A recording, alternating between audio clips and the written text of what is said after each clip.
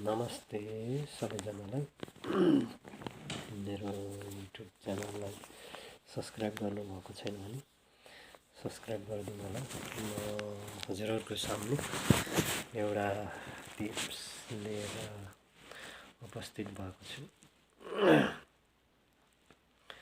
र हेरेर आफ्नो मोबाइललाई कसरी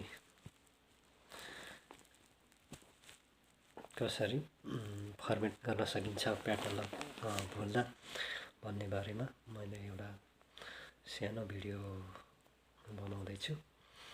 हजुरहरूले हेरेर आफ्नो मोबाइललाई सदुपयोग गरिदिनु होला र त्यो जान्यो भने हजुरहरूले नि अरूलाई पैसा तिरेर प्याटर्न लक खोल्न पर्ने यस्तो जानुपर्ने भन्ने कुरो हुँदैन। 400-500 कति लिन्छ फर्मेट हानेको अहिले नेपालमा 500 1000 हेरी लिइदिन्छ होला। त्योबाट बस्नको लागि एउटा मैले सानो भिडियो बनाएको छु। कसरी प्याटर्न लक मोबाइलको प्याटर्न लक बिर्सिँदा कसरी फर्मेट गरेर कसरी फर्मेट गर्न सकिन्छ र कसरी खोल्न सकिन्छ भन्ने बारेमा एउटा सानो भिडियो बनाएको छु।